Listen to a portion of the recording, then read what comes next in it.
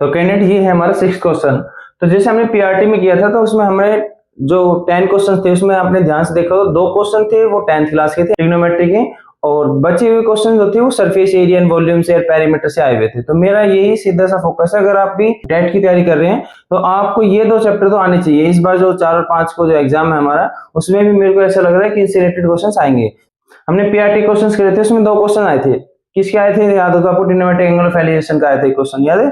तो वही सेम देखो इसमें भी आ गया है, बस इसमें तरीका अलग दे दिया, ठीक है। तो आपका भी यही है सिंपल सा कि एक बार जो चीज समझा रहा हूँ उसको एक बार समझ लीजिए, बार बार उसके पीछे ना पड़े, और क्वेश्चंस वही आएंगे आपकी रिपीट। तो देखो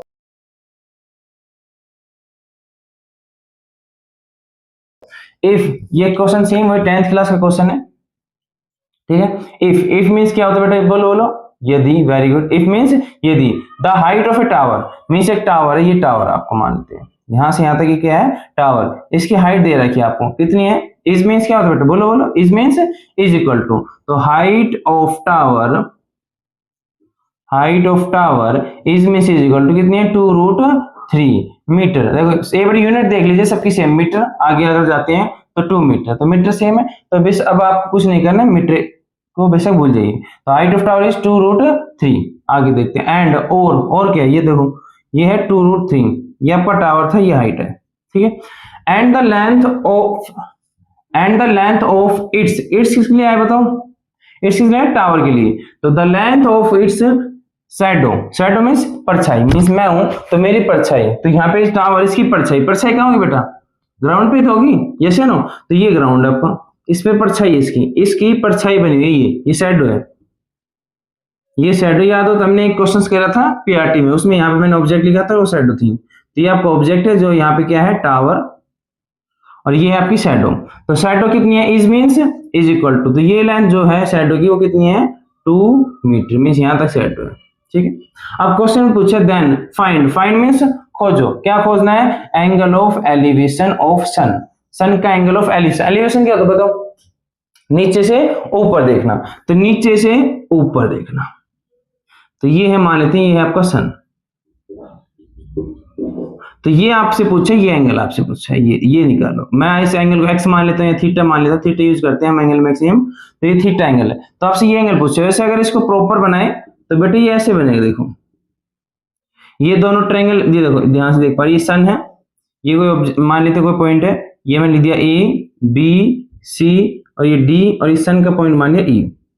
तो ध्यान से देख पाएंगे यहाँ पे बना है ई डी बी, एक ट्रायंगल बना है, और सेम सी ए बी एक ट्रायंगल, ये दोनों ट्रायंगल सिमिलर हो जाएंगे। तो सिमिलर ट्रायंगल क्या होते हैं? इनके एंगल जो होते हैं वो क्या होते हैं? इक्वल होते हैं, ऐसे ना।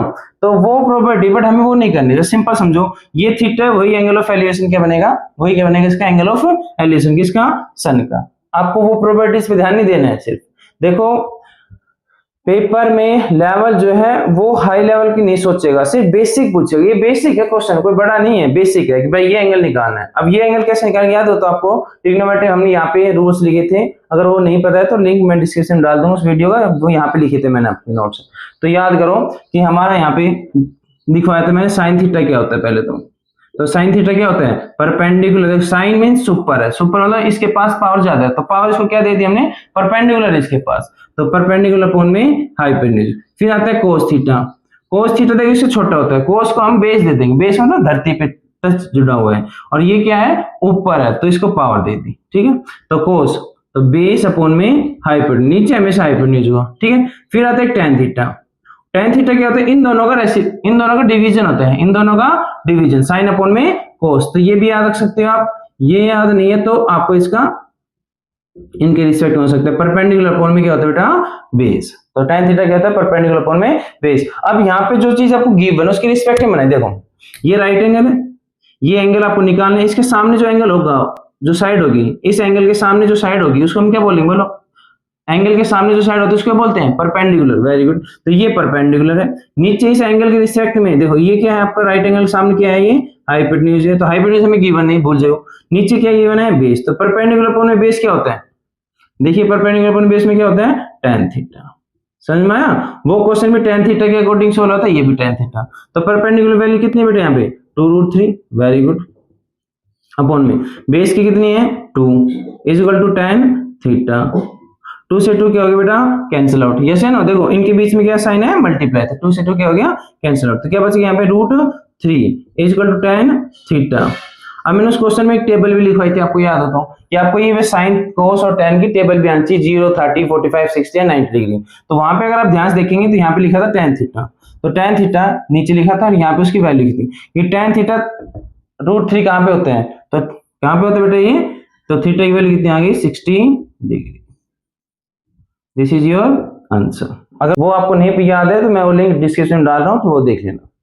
तो यहाँ पे देखो, तो tan थीटा की वैल्यू √3 कहाँ पे होती है, 60 डिग्री, तो थीटा की वैल्यू कितनी आ गई, 60 डिग्री। समझ में आया। थोड़ा सा ये उनके लिए मुश्किल हो सकता है जो मान लेते हैं पॉलिटिकल के हैं और उन्होंने कभी मैथ्स पढ़ा ही नहीं, उनको इंटरेस्ट नहीं था, तो उनको थोड़ा सा अजीब लगेगा कि यार क्या आ गया फिर से। बट आप इस चीज का ध्यान रखें, एंगल के सामने उसको परपेंडिकुलर एंड 90 डिग्री एंगल के सामने जो साइड है उसको हाइपोटेन्यूज बोलेंगे और बची हुई क्या बोलेंगे, बेस। तो जो चीज गिवन उसके रिस्पेक्ट में फॉर्मूला बनाया और ये आपके यहाँ सामने आंसर आ गया। ठीक है बेटा, समझ में आ गया, नोट डाउन कर लीजिए। तो ये क्वेश्चन नंबर 7 है। क्वेश्चन नंबर 7 जो टॉपिक है वो अपना कंपाउंड इंटरेस्ट टॉपिक से आए। तो कंपाउंड इंटरेस्ट में आपको कुछ फॉर्मूलेज याद होने चाहिए। कंपाउंड इंटरेस्ट होता क्या है, तो चक्रवृद्धि ब्याज बोलते हैं इसको, मतलब ब्याज के ऊपर भी ब्याज मिलता है। तो एक सिंपल इंटरेस्ट हमने पहले वीडियो देखी थी, सिंपल इंटरेस्ट में साधारण ब्याज मींस जो आपका मूल है मींस प्रिंसिपल है उसी पे इंटरेस्ट लगेगा। बट कंपाउंड इंटरेस्ट क्या कहते हैं, जो प्रिंसिपल उस पे तो लगेगा प्लस में जो इंटरेस्ट लगा, जैसे फर्स्ट ईयर के बाद जब सेकंड ईयर जब जाते हैं तो जो इंटरेस्ट मिला था उस पे भी इंटरेस्ट लगता है, तो उसको सीआई बोलते हैं। तो सीआई का जो पहला फॉर्मूला होता है, पहले होता है अमाउंट, अमाउंट किसके होते हैं, प्रिंसिपल प्लस में सीआई। देखो याद होता है आपको, जो सिंपल इंटरेस्ट करवा था तब भी एक अमाउंट का फॉर्मूला लिखा था, उसमें लिखा था प्रिंसिपल प्लस में एसआई, इसमें सीआई आ गई बस। फिर दूसरा फॉर्मूला होता है अमाउंट का फॉर्मूला, उसमें अमाउंट का फॉर्मूला सिर्फ यही था, इसमें अमाउंट का फॉर्मूला है P ब्रैकेट 1 प्लस में R, R for rate upon में 100 की power T, T for time, कितने ईयर्स के लिए आप उसमें रख रहे हैं। देन थर्ड जो होगा वो आपका सीआई का फॉर्मूला होगा, सीआई का फॉर्मूला क्या होगा बेटा, सी निकाल देखो, P उधर जाएगा क्या होगा माइनस और ये फॉर्मूला एज इट इज, तो P ब्रैकेट 1 प्लस में R अपॉन में 100 की पावर T, ये तो गया अमाउंट और ये P उधर माइनस जाएगा तो माइनस का P। तो इसी से फॉर्मूला बनाया, याद रखना इन दोनों का यूज करके थर्ड फॉर्मूला बनाया। तो सीआई का फॉर्मूला क्या होता है, P bracket 1 plus R upon में 100 की पावर T माइनस P। तो इस क्वेश्चन को पढ़ते हैं। The least number of complete year comes, least मतलब क्या होता है बेटा, कम से कम, कम से कम, कम से कम। Number of complete years, number of years बताने हैं, कंप्लीट मतलब पूरे, कितने नंबर ऑफ ईयर्स होंगे, कम से कम कितने नंबर ऑफ ईयर्स होंगे, कितने साल होंगे, इन विच जिसमें ए सम ऑफ मनी, ए सम मतलब किसके लिए आया बेटा, यहाँ पे प्रिंसिपल के लिए, किसके लिए आया बेटा, प्रिंसिपल, जो आपने पहले स्टार्टिंग में पैसे लिया है, दिए जो भी आपने लिए, तो sum means principal, principal of money means sum of money, principal put means रखना। तो एक प्रिंसिपल आपने रखे, कहाँ रखे, एट 20%, रेट कितना दे दिया बेटा यहाँ पे आपको 20%, ऊपर से क्या निकालना है आपको, टाइम, तो है 20%। सीआई देखो जब तक सीआई ना बोला जाए, अगर यहाँ पे सीआई लिखा है तो ये सीआई का क्वेश्चन है, अदरवाइज किसका क्वेश्चन होता है, ये एसआई का, किसका क्वेश्चन होता है बेटा, एसआई का। Will be more than double, जो आपकी प्रिंसिपल था, ये लाइन बीच में कट कर रहा था, ये कोई काम की नहीं है। A sum of money will be more than double, जो प्रिंसिपल था वो डबल से ज्यादा, देखो एक तो डबल बोले, एक बोले मोर देन डबल, इसका मतलब डबल से ज्यादा, मींस मेरे पास 100 रुपए थे, मैं कह रहा हूँ डबल कर दो इसको, तो 200 रुपीज हो गए, but more than double means 200 plus something, means और कुछ 1 भी हो सकता है, 0.5 भी हो सकता है, कुछ ज्यादा, मींस आपका जो यहाँ पे देखो जो प्रिंसिपल है और जो लास्ट में जो आप लेके आए क्या बनेगा आपका अमाउंट, कि वो कह रहा है जो अमाउंट है वो ज्यादा है किससे, प्रिंसिपल से, कितने 2 टाइम्स, मींस जो अमाउंट है आपकी फाइनल में sum of money put in at 20% will be more than double, जो अमाउंट है जो अपनी सम रखा था प्रिंसिपल वो आपको कितना मिलना चाहिए, डबल से ज्यादा। तो आपको बताया नंबर ऑफ ईयर कितने लगेंगे कि जो आपके अमाउंट है वो कितने हो जाए, डबल से ज्यादा। तो ये रिलेशन निकला यहाँ पे। तो यहाँ पे आप फॉर्मूला यूज करेंगे अमाउंट का फॉर्मूला। अमाउंट का फॉर्मूला क्या होता है बेटा, very good, P bracket 1 plus में R अपॉन में 100 की power T is greater then 2P। ये लाइन इंपॉर्टेंट है, पहले बता दो, लिखा यस नो।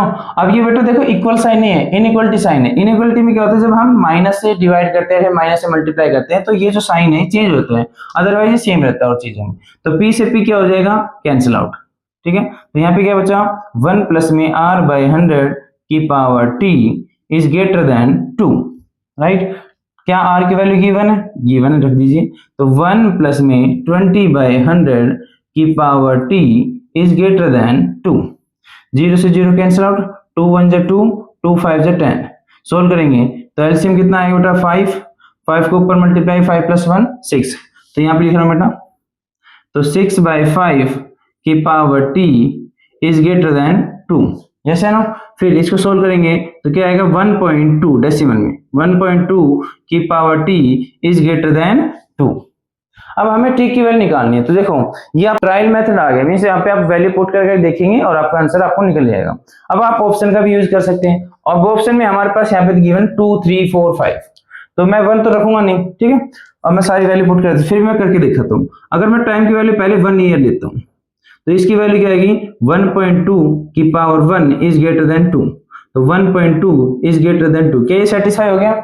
नहीं हुआ, तो ये वैल्यू नहीं होगी। फिर t की वैल्यू क्या लेंगे हम बेटा 2, तो 1.2 की power 2 is greater than 2। Solve करते हैं तो क्या आएगा 12 स्क्वायर 144, और डेसिमल क्या आएगा तो 1.44 इज ग्रेटर देन 2। क्या ये सेटिस्फाई हुआ? नहीं हुआ, तो ये वैल्यू हम नहीं लेंगे। फिर हम t की वैल्यू क्या लेंगे बेटा 3, for t is equal to 3 years. Now same 1.2 की पावर 3 is greater than 2। वैसे मैंने आपको कहा है कि आप 20 तक क्यूब याद रखें, 20 तक स्क्वायर और 20 तक क्यूब याद रखें। 1.2 का क्यूब क्या होगा 1728, 1728। डेसिमल कितने स्टेप के बाद आएगा 3 स्टेप बाद, तो क्या आएगा 1.7 इज ग्रेटर देन 2। क्या ये ट्रू हुआ? नहीं हुआ, तो ये वैल्यू नहीं है। फिर हम t की वैल्यू करेंगे बेटा 4, 1.2 की power 4 is greater than 2। Check करते हैं, तो जब मैं 1728 को 12 से मल्टीप्लाई करूंगा तो देखते हैं 12 8 से बेटा 12 8 जा, वेरी गुड, 12 8 जा 96, 12 2 जा 24, 24 प्लस 9 वी गेट 33, 12 7 जा we get 84, 84 plus 3 we get 87, 8 carry, 12 जा 12 प्लस 8 वी गेट 20। तो ये क्या आ गया बेटा 20,736। डेसिमल कितने स्टेप आएगा 4 स्टेप, 1 2 3 4, तो क्या है 2.0। क्या ये बड़ा हो गया 2 से? यस है ना। देखो ये वैल्यू 2 से बड़ी है, तो किस पे जाके 2 जो वैल्यू है ये बड़ी सेटिस्फाई हुई है, t इज इक्वल टू 4। तो दिस इज योर आंसर। तो आंसर क्या आ जाएगा बेटा टाइम इज इक्वल टू 4। हम करते जाते जब तक कि जो ये वैल्यू है सेटिस्फाई नहीं आ जाती।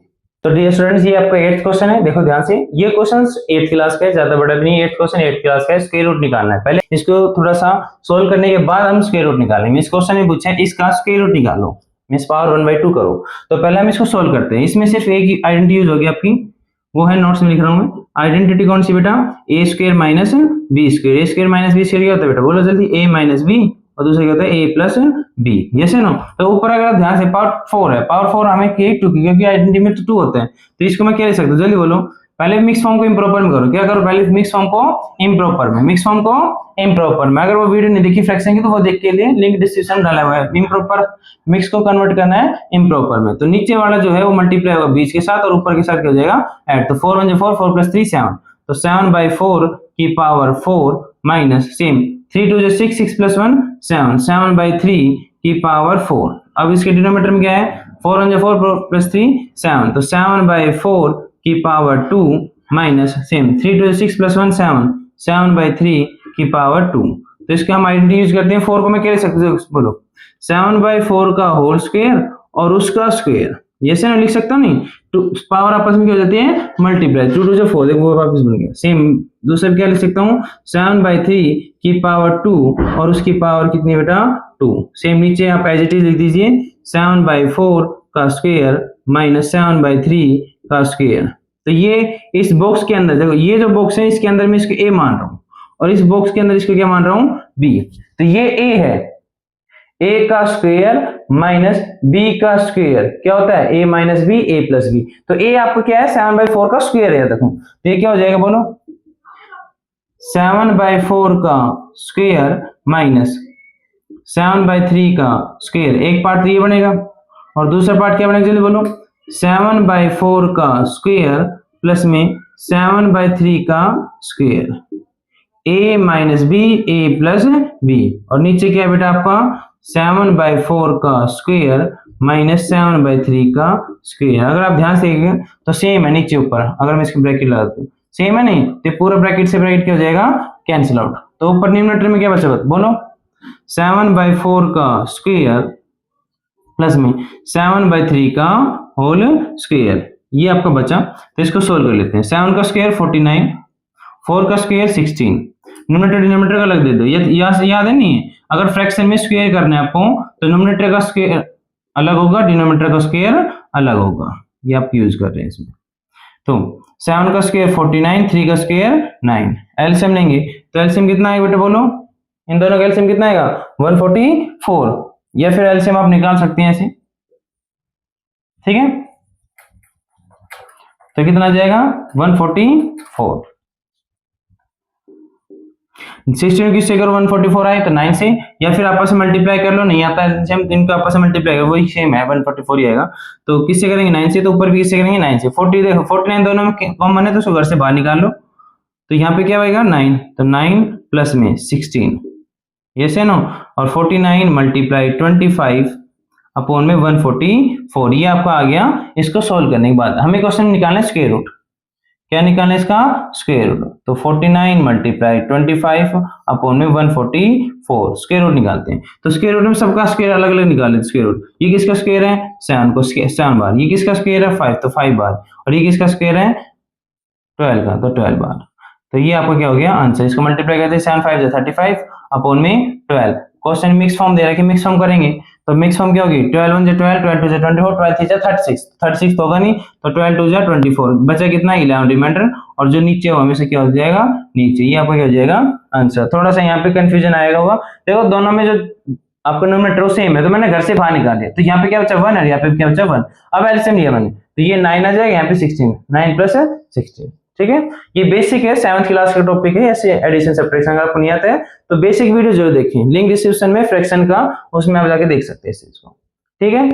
ओके, आई होप आपको समझ में आएगा, ठीक है, नोट डाउन कर लीजिए।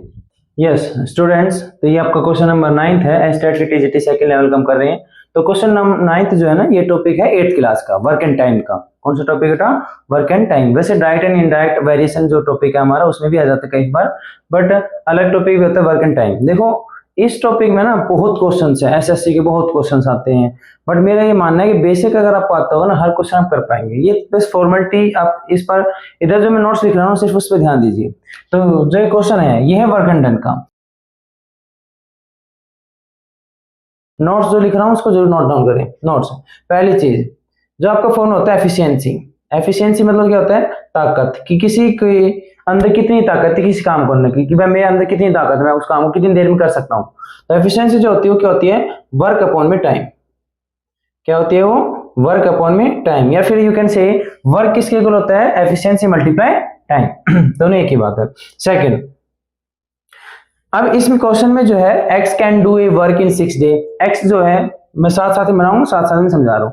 तो पहला टॉपिक कर लेते हैं, x जो है वो can do a work, A work मतलब कोई काम है, अभी वो हमें काम नहीं पता, कुछ काम है, मान लीजिए कुछ भी काम है, फैन को ठीक करना है या फिर ब्लैक बोर्ड को बनाना है या व्हाइट बोर्ड को बनाना है, जो भी आप कहें इसको। तो x can do a work in 6 day, x जो है किसी काम कितने दिन करता है 6 डे। तो एफिशिएंसी ऑफ x, ये क्या लिख रहा हूं मैं एफिशिएंसी ऑफ x, वो कितनी होगी वर्क, वर्क कितना मानिए a वर्क, और हमेशा जब भी काम ना दिखाया जाए कितना वर्क है तो आपको हमेशा वर्क कितना मानना है 1, तो a वर्क कितना मानिए 1। अगर कोई बच्चा कहे ऐसा नहीं मैं तो 5 लेना चाहता हूँ वर्क, तो 5 ले सकते हैं, पर दोबारा जब वो सेम वर्क आएगा तो वहां पे क्या लेना बेटा आपको वहां पे भी आपको क्या लेना है 5। तो यस, तो 1 अपॉन में टाइम कितना ले बेटा 6, तो एफिशिएंसी ऑफ x कितनी होगी 1/6। आगे बढ़ते हैं, एंड और y can do same work, कैसा वर्क बेटा सेम वर्क, तो efficiency of y is equal to work, work कितना सेम वर्क मींस 1 अपॉन में टाइम कितना रहा है 8 डेज। ठीक है, इसकी एफिशिएंसी आ गई y की। आगे बढ़ते हैं, with the help of z all 3 finishes the work in 3 days, means z के बारे में भी कोई बात आई। अब z हमें नहीं पता कितने दिन काम करता है, तो let's z can do same work, देखो काम सेम है, वर्क इन 8 डेज, कितने डेज मान लिया 8 डेज। तो मुझे कोई बताएगा कि एफिशिएंसी ऑफ z कितनी आएगी, efficiency of Z, use can use the formula of same efficiency. तो efficiency of Z work, work कितना है बेटा, सेम वही वर्क 1 अपॉन में टाइम कितना ले रहा है 8 डेज, तो ये ठीक है। अब आगे पढ़ते हैं, with the help of Z all three finishes the work in 3 days, मतलब तीनों की जब ताकत मिल गई तो कितने दिन में काम पूरा कर रही है, 3 दिन में। तो सेम देखो, efficiency of X Y Z कितना काम करेगी, is equal to work upon में टाइम, वर्क अपॉन में टाइम, यस है ना।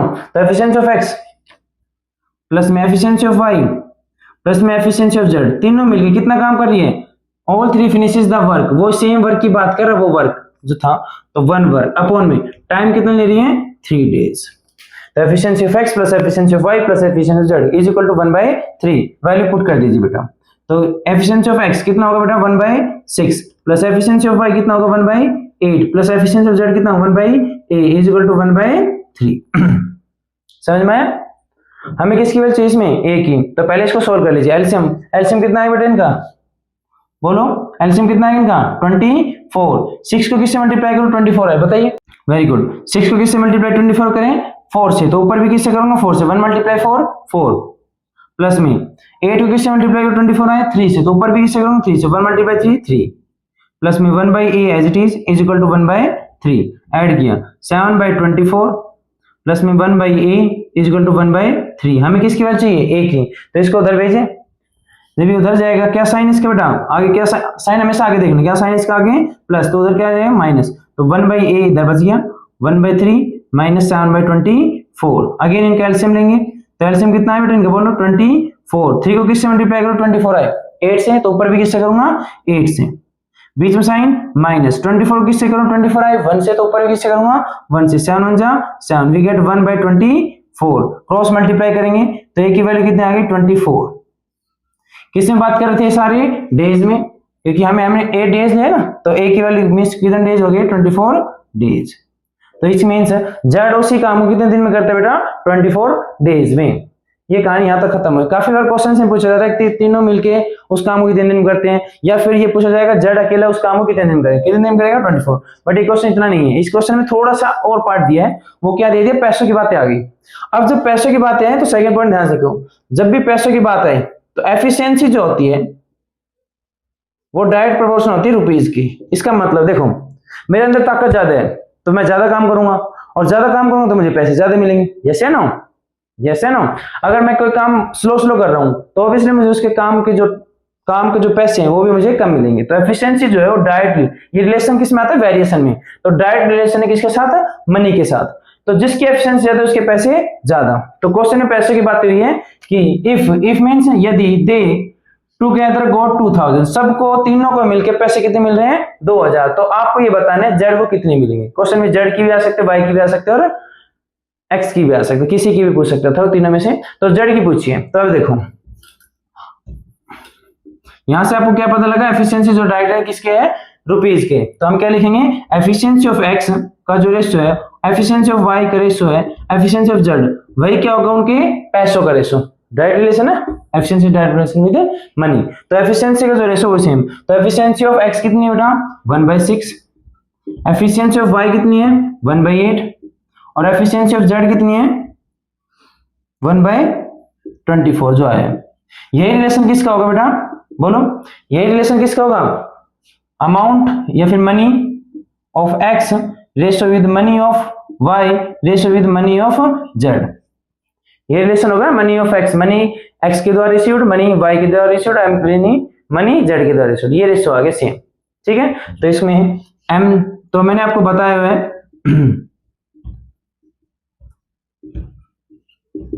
1/6 रेशो 1/8 रेशो।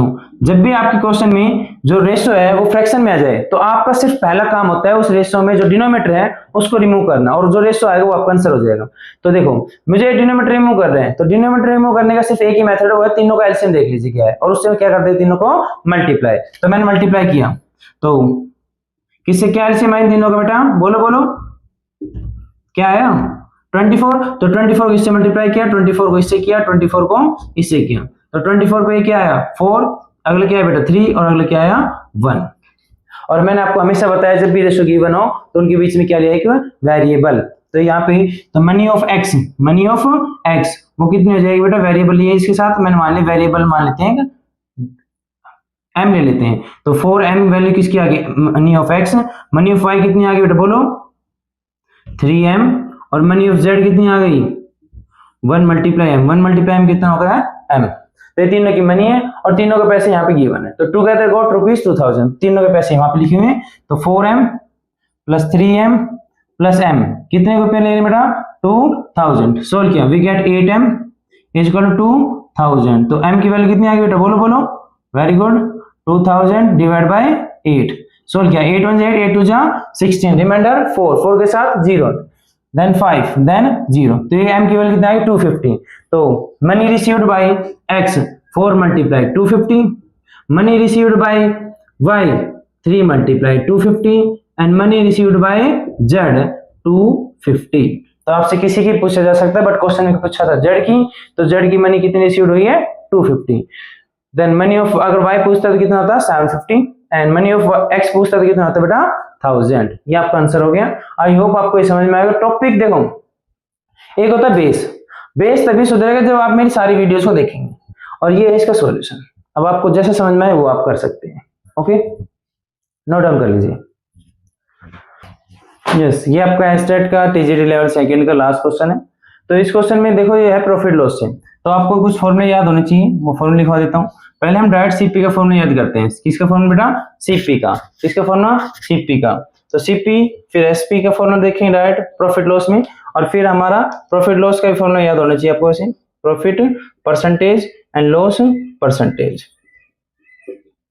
तो सिर्फ देखो पहले एसपी देखो, एसपी मीन सुपर है तो ऊपर है, तो सीपी एसपी आया तो सीपी तो लिखा जाएगा। अब ऊपर है मीन्स जो 100, अगर लॉस देखो लॉस हो रहा है तो माइनस होगा, प्रॉफिट हो रहा है तो प्लस होगा। तो 100 प्लस में प्रॉफिट परसेंटेज अपॉन में 100, ठीक है। अगर ये लॉस हो रहा था यही फॉर्मूला क्या बन जाएगा सीपी अपॉन में 100 माइनस लॉस परसेंटेज अपॉन में 100।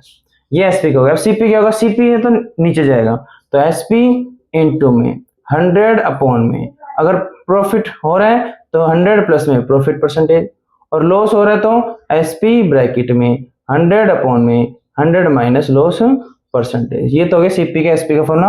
प्रॉफिट परसेंटेज फॉर्मूला क्या होता है बेटा बोलो, एसपी माइनस सीपी अपॉन नीचे में से क्या मिलेगा सीपी इंटू में 100। लॉस परसेंटेज फॉर्मूला क्या होगा सीपी माइनस एसपी अपॉन में नीचे में से क्या मिलेगा सीपी इंटू में 100। ये क्या हो गया बेटा आपका लॉस परसेंटेज का फॉर्मूला। ये आपके फॉर्मूले हैं जो इसमें यूज होंगे, ठीक है। स्टार्ट करते हैं। बाय सेलिंग, सेलिंग मतलब बेचना, एसपी ऑफ एन आइटम, एक आइटम पे कितने रुपीज में दिस, तो एसपी इज इक्वल कितना दिए मैंने 153। A main gate A loss, loss कितना हो गया 10%, तो लॉस परसेंटेज कितना हो गया बेटा 10। जो चीज गिवन वो लिख लीजिए। अब देखो एसपी है लॉस पर क्या निकालना है सीपी ऑब्वियसली, तो सीपी का फॉर्मूला है लॉस की respect CP is equal to SP upon में, अब सीपी है तो नीचे तो 100 अपॉन में 100, लॉस है तो माइनस और प्रॉफिट है तो प्लस, ये फॉर्मूला यूज करेंगे। तो यहाँ से वैल्यू निकली एसपी की वैल्यू 153 इंटू में ये बीच में साइन किया बेटा मल्टीप्लाई 100 अपॉन में 100 माइनस 10, सॉल्व करेंगे तो 153 इंटू में 100 अपॉन में 90, ऐसे ना 0 से 0 कैंसिल आउट कर दो, और कैंसिल आउट कर दो इसको भी कर सकते हो, 3 से करना चाहो पहले 3 से कर लो, 9 5 1, ऐसे ना। तो ये आपका हो गया 510 अपॉन में 3, और कैंसिल आउट करना चाहो कर सकते हो 170। तो ये क्या आ गया आपका बेटा सीपी, क्या आ गया बेटा ये सीपी। अब आगे पढ़ते हैं first over by for how much should be sell, मतलब कितना बेचे मींस आपका एसपी निकालना है, क्या निकालना है ये SP. Then he got a profit of 20%, profit कितना होना चाहिए बेटा 20%। अब देखो एसपी है प्रॉफिट है, सीपी कहाँ है, अरे सीपी तभी निकालना है बेटा, तो सीपी कितना है पीछे देखो 170, उसी रुपीज उसी आइटम की बात कर रहे हैं। तो अब क्या निकालना है एसपी, एसपी का फॉर्मूला बताओ, एसपी है तो सुपर है, सुपर है तो ऊपर है, तो सीपी इंटू में 100 प्लस में प्रॉफिट है तो प्लस है, लॉस है तो माइनस अपॉन में 100। वैल्यू पुट करेंगे, सीपी की वैल्यू कितनी है 170 इंटू 100 प्लस में प्रॉफिट कितना है 20, 100 प्लस 20 120 अपॉन में 100। एक 0 से 1 0 कैंसिल आउट, 0 से 0 कैंसिल आउट, 12 7 जा we get very good 84, 8 carry, 12 1 12 plus 8 20, तो क्या आंसर आया बेटा इसका? SP 204 मीन्स अगर उसको प्रॉफिट चाहिए 20% का, किसने बेचेगा? वो 204 में, बट उसको लॉस हो रहा है 153 में जब बेच रहा है 10% का लॉस। तो ये आपका SPCP से क्वेश्चन था, लास्ट क्वेश्चन था। आई होप आपको समझ में आ गया होगा। तो ये वीडियो यहीं समाप्त करता हूँ। खुश रहे, स्वस्थ रहे, मस्त रहे। ओके, जय हिंद बेटा।